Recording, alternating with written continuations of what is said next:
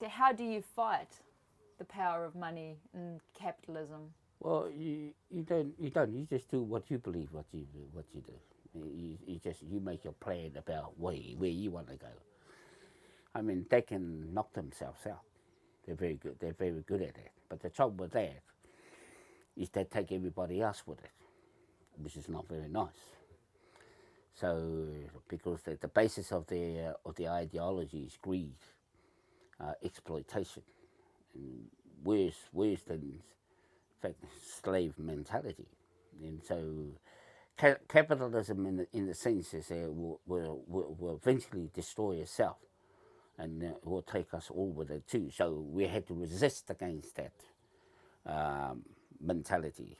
So making sure that they don't come here and take the uruwera for oil, gold, because wealth is based on your heart rather than based on how much money you got in the bank. It have no meaning in my view. I think that the quality of life is more important, that you can breathe, you can see, you can share, have collective thinking. You and I can have a different opinion about certain things, and that's okay. But we can work things through. And you go through the threads. You say, I think I can manage to hang out with you. Yeah, but I don't know about those other fucking bullshit. So all of those sort of kind of things. So it's really important that that there had to be a space that enable us to have a different view and living in the same space. Tell me about this country, Aotearoa, New Zealand. Tell me what you think visitors to this country should know. Yeah. In fact, very white. It's a very white mentality in New Zealand is. So we consistently in just debating and arguing just minute things. So we kind of tolerate that for over 100 years. So we worked it out that I said, rather than banging your head against the wall, there is an old saying, then too, where is honi honi at the whawhaya, meaning know your enemy. So you really need to know your enemy and what it look like, shape, form, does it have a colour to it, does it have a shape to it.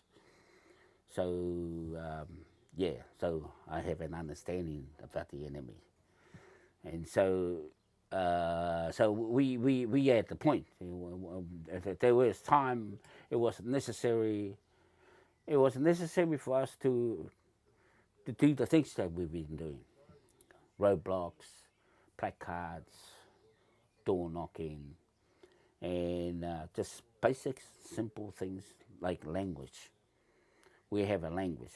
It's a Pacific Mana Nui Akiwa language, which is a very common language within the Mana Nui Akiwa, because we share the same thinking.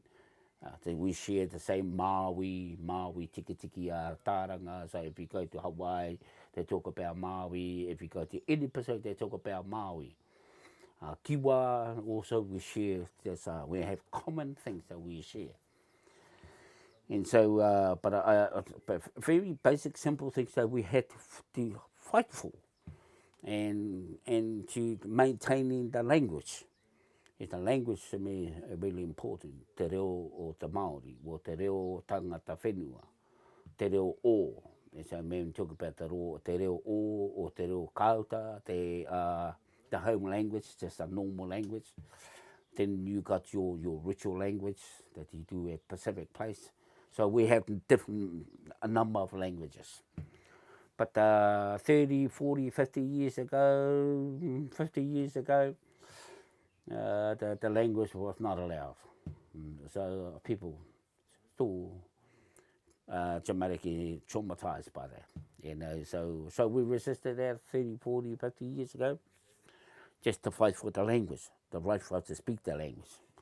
Now it is an official language in a sense. And so, I think that we at a different level in stages of us dealing with the enemy. The enemy now sitting on the table. So our issue is on the table, no longer out the door. So really important that people need to know that you must bring those issues on the table. Are you positive about the future? Yeah, of course. the future cannot go without the past. The past must go with the future. You have to have, because we all have past, whether you're a white person from Africa or wherever the case may be, because that can make us unique, so we can talk about it. Where do we come from? Well, we can claim that we come from the Pacific, from the Malanui Kiwa, but we can also claim that we come from here. We are tangata whenua. So where you're sitting here in my space, and this is the shelter, just protect us from the elements. But my ancestors have been living here for thousands of years, so I'm still sitting here. My ancestors, they were living here thousands of years ago. So welcome to the nation of Tūhoe. Thank you. Yeah. I feel privileged.